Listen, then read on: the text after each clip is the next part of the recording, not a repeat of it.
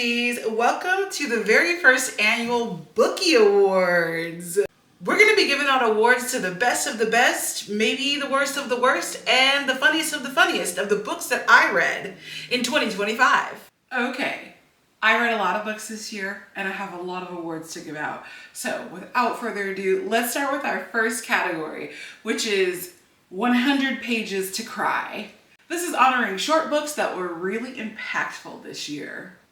And the nominees are The River Has Roots, For a Limited Time Only, and This Is How You Lose the Time War. And the winner is The River Has Roots. This one was a pretty short read and it was pretty unexpected actually. I did not think that it was going to be as impactful as it was. I found it to be completely delightful in language, in story, in everything. So in this book, the primary family here is in charge of the trees in their town and they have to fulfill certain duties such as marriage, etc. in order to maintain the magic in the town. But one of the sisters in the generation that we're focusing on decides she's not about that life and she's gonna go do her own thing, and let's just say it doesn't go well.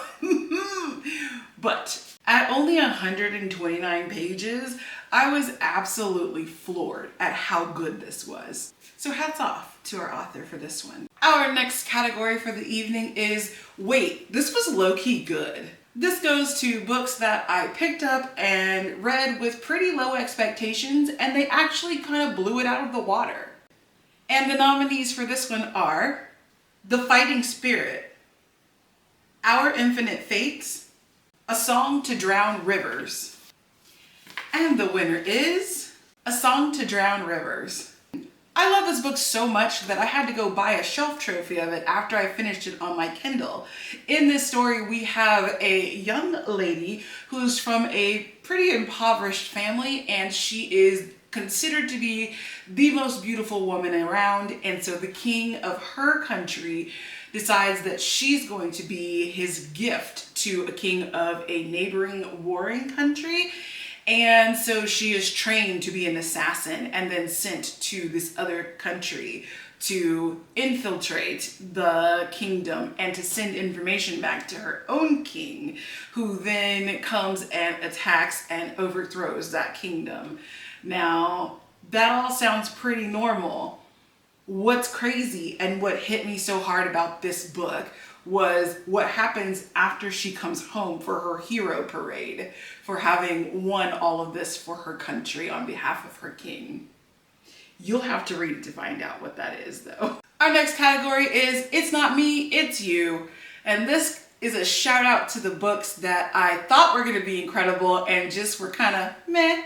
And the nominees are The Incandescent, The God of the Woods, The Office of Historical Corrections. And the winner is, if we're calling it a winner, The Office of Historical Corrections. I don't know what exactly I was expecting when I picked this book up, but I do know it didn't give me anything that I needed. Based on the synopsis, it was about a woman who works at a government agency called the Office of Historical Corrections, and they essentially roam about putting corrections on things in the world that are historically inaccurate, and it is largely based on racial injustices, prejudices, things like that.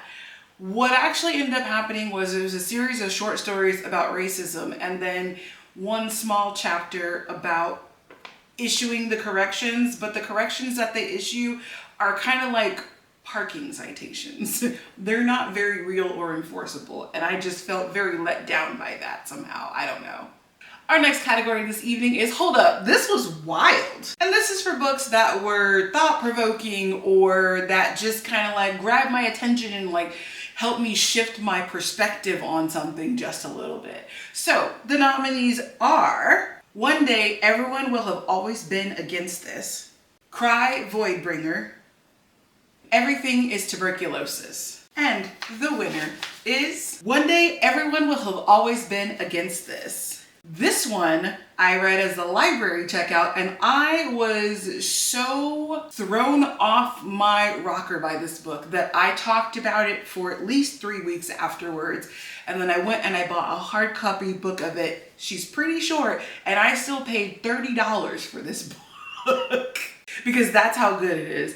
This one truly shifted my perspective on some things, and I believe the quote that I most frequently think about from this book, which is a political memoir. Our author is in the politicoscape. He's also an immigrant. He's lived in several different countries, and his perspective on warmongering, as the United States is wont to do, and sort of our policing the world stage stance is very well thought out in this book.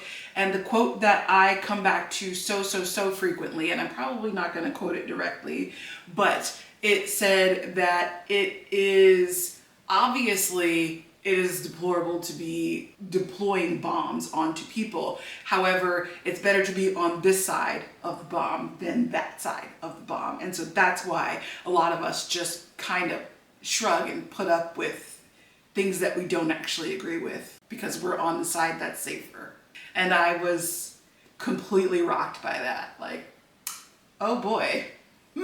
Our next category is audiobooks are books, because they are. And listening to an audiobook is the same thing as reading. You're not going to argue with me about the traditions of oral storytelling. Therefore, our nominees in this category are Project Hail Mary, Empire of Silence, Daisy Jones, and The Six. These were all super fun listens. So the winner is Project Hail Mary. I think anyone who has read or listened to this book will tell you that this was an incredible story about a middle school teacher who ends up going to space. He wakes up in space having no idea why he's there, and he eventually kind of figures it out, but he's all alone until he meets somebody else who is definitely not from his planet. And the story is kind of about what he's doing in space and how he can help his new friend and how they can help each other. There are some sad moments in there, but the reason this one wins our audiobook is because it is incredible to listen to. You should definitely read with your ears instead of reading with your eyeballs if you want to enjoy this book to the maximum extent possible. I will say they are coming out with a movie, I think next year, so you can also watch the movie, but you should definitely listen to the audiobook. Our next category is I'm not crying, it's just dusty in here, because I'm definitely crying. This is for books that packed a powerful emotional punch and definitely had your girl boo-hooing some point in the book, but definitely by the end. Our nominees are The Women, Our Infinite Fates, This Is How You Lose the Time War, and the winner is This Is How You Lose the Time War. This one is a book that I owned in paperback, and I loved it so freaking much. After I finished crying about it, I got a shelf trophy of the hardcover sprayed edge edition to adorn my shelves. Don't worry, my paperback copy will be going to a very good home because this book is so good that I feel like everybody else needs to read it, and I'm willing to provide somebody else with a copy of it, free of charge. In this book, we have two people who are agents at competing, I guess I want to call them time travel agencies.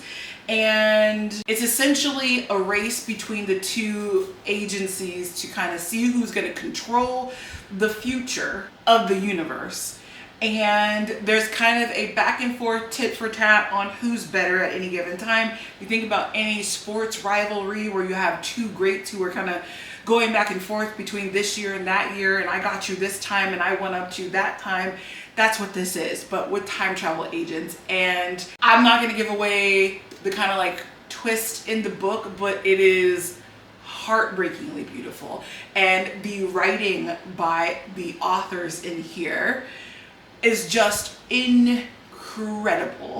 I have another video where I talked about this book and how amazing I thought it was, and I gave a quote. There was a pull quote that I had from it that just did it for me. Our next category is I only need 3 hours of sleep tonight anyway. And this is a shout out to the books that kept me up all night long flipping pages, which means I probably read them on my Kindle so that I could read it in the dark because it was that flipping good. And the nominees are A Door in the Dark, A Conjuring of Light, The Push, and the winner is The Push. This was a riveting story about a mother who essentially doesn't like her daughter from the time that she's a baby, and she tries to convince herself that her daughter doesn't like her and that's just in her head. She, as a stay-at-home mother, sees her daughter doing things that she thinks are not good, and then she has another baby and the daughter begins misbehaving. The reason this is so good is we never really know whether this lady is making all of this up. She's an extremely unreliable narrator. So it's hard to say if you're on her side and you think her daughter is a terrible person, or if you're on her husband's side and you think she's a terrible person and a terrible mother. Flip those pages. This book was good. Next up in the category I like to call Everyone is Getting a Copy of This for Christmas, which are books that were so freaking good, I just want to make sure that everyone reads them so we can all talk about it together. The nominees for this award are Can't Get Enough, Blood Over Brighthaven, One Day Everyone Will Have Always Been Against This. Here at the Bookies, we do allow books to enter themselves into multiple categories. So the winner is Blood Over Brighthaven. If you've met me, you've heard me talk about this book. I thought it was absolutely incredible and infuriating at the exact same time. I had a 20-minute rant that I had to edit out of a video because I went off on the fact that this lady in this book made me want to strangle her because of reasons. I'm just going to link you to that video. We don't need to go over the whole thing again, but essentially in this book we have a society where there are people who are basically in the inner circle and there are people who are not. It very much mimics colonialism, and the people who are not on the inner part of the circle, the upper echelons, they are treated very poorly. And our main character, you want to root for her so bad. She's the first female mage ever admitted into this gigantic college. This is a very historic thing that is happening, but she's arguably a terrible person. And some of that's her fault and some of it's not her fault, but she's an adult, so we can only blame so much of it on her upbringing. I don't think I did a good job describing this book, but trust me, it is so worth the read. And you just might be getting a copy of this for Christmas. Our next category tonight is Oh, You Got Jokes. These are books that were really like laugh out loud funny.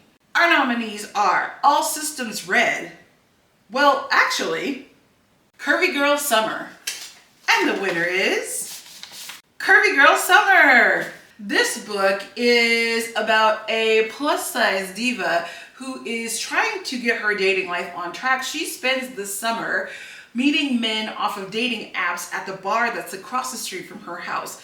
And essentially we get to watch the bartender at this bar who he takes it upon himself to make sure that she's safe in her dating environment. So they work out a whole system of ways that she can signal to him that she's done with the date and needs to be over, or to give her a non-alcoholic beverage and make it look like it's alcoholic, etc., etc.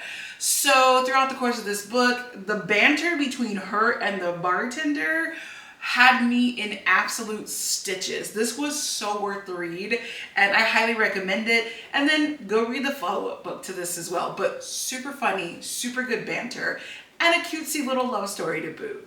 Our next category tonight is so cutesy, very demure. These are for books that had beautiful covers, and that's probably the reason I picked them up in the first place. Our nominees tonight are If We Were Villains, Tress of the Emerald Sea, Beach Read, and the winner is If We Were Villains. Very specifically, this cover version. I saw this at the store and absolutely had to have it. Knew nothing about it, picked it up and bought it anyway because I just thought that the cover was beautiful. It's very simplistic, but it's just beautiful. Like, what else can I say about this? This book is absolutely crazy. We have some young adults who are at a college in the middle of nowhere. They are theater kids and they exclusively perform Shakespeare plays. And essentially their lives are acted out in Shakespearean prose, and someone dies. And it's kind of trying to figure out who amongst us, this friend group, is the murderer. And the longer they go at this, the more they speak in Shakespearean prose, the crazier the book gets. But she's got a pretty cover. Our next category is peak time travel. Now, I'm not saying this is a genre per se, but I have learned this year that I really love reading about time travel because it's crazy, it's interesting, it's always different just depending on how the author chooses to handle certain paradoxes within time travel. So I'm always interested in a time travel story, and the nominees of the best time travel books that I read this year include This Is How You Lose the Time War, The Ministry of Time, and 3 Days, 9 Months, 27 Years. Our winner is This Is How You Lose the Time War. This one has won a second award for tonight, so hats off to our authors for that one. I already told you what this book is about and I've already shown it to you, but just to refresh your memory, here she is. The time travel aspect of this is pretty heartbreaking, so there you have it. This next category is called We Love a King Who Loves His Queen. Gender neutrally, of course. And the nominees are Can't Get Enough, 7 Days in June, The Unbound, and the winner is Can't Get Enough. This one is the third book in the Skyland series. It focuses on our girl Hendrix. She is the single rich auntie of the friend group, which I heavily identify with except for the single part. But anyway, this is her chance at a love story. We have a billionaire romance. We have he falls first, but we have she got her own bag too, so she doesn't need his billions. And he's giving main character energy. He's giving everything he has. He's showing up to her parents' house when she is elder caring. He's doing everything he can. Now, she's a little bit like, I don't know, I don't need your help. And he's like, nobody said you needed my help, Ma. I'm gonna give it to you anyway. And we just love that. Like, that's so great. And this love story was a beautiful. So that's our winner for the best love story that there is. Next up, besties, we are booking flights ASAP because the imagery, the scenery, the setting of this book was described so well. I need to go check it out for myself, okay? The nominees are Cry Voidbringer, Local Heavens, Starling House, and the winner is Local Heavens. This was a cyberpunk Gatsby retelling, and let me tell you, everything in this futuristic world was described so beautifully, so richly. Like, I wanted to get into my flying hover car and go get electronic body parts for myself. Like, I was so into it. This was so good. Like, this story was so well done, and the cover art for this just really puts into your head a good picture of what this world looks like. It was incredibly well done. So, our penultimate Bookie Award for 2025 goes to the book that I like to call, okay, but I kind of like them anyway. This is for books that have villainous characters, bad characters, characters who are up to no good, but like, I kind of like them anyway. Like, maybe I shouldn't like them, but I do. Our nominees are Babel, Howling Dark, and All the Colors of the Dark. And the winner is All the Colors of the Dark. In this book, our antagonist, our villainous character, is a troubled young man who, kind of through no fault of his own, his parents went through a lot when he was younger, but he grows up to be a not so great guy. I mean, we have bank robberies. We have a lot of things going on. He ends up on the run and he has a child and he is very troubled, and just the decisions that he makes throughout the course of his life are not good ones. Okay, they're not good ones. Arguably the man should be in an asylum, but I don't know, I kind of had a soft spot for him. He tried to do good. He's the living embodiment of the road to hell is paved with good intentions. I just kind of fell in love with him as a character anyway. And you've waited all night to hear this. We are going to move on to our last category, which is, I'm never going to not be talking about this book, okay? This is Book of the Year. This is the one we've been waiting for. This is the one we've been thinking about all year long. It's so good.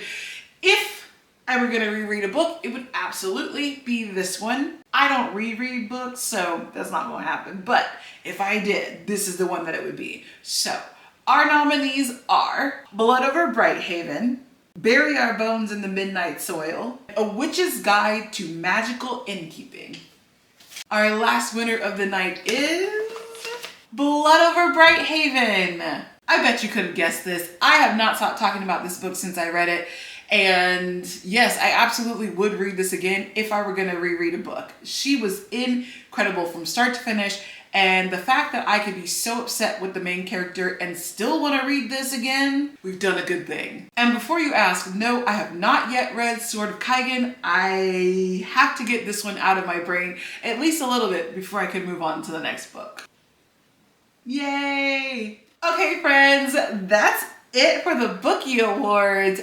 I hope you enjoyed it, and I hope you agreed with some of my picks. If you didn't agree with my picks, what's wrong with you? No, I'm just kidding. But let me know what some of your winners would have been in these categories, and let's keep track of everything we're reading for 2026 so we can come back for a new Bookie Awards. Congratulations to all of the authors. Thanks for hanging out with me tonight. I am off to the after party. It's gonna be lit. Like literature. There's gonna be books there. I'll stop.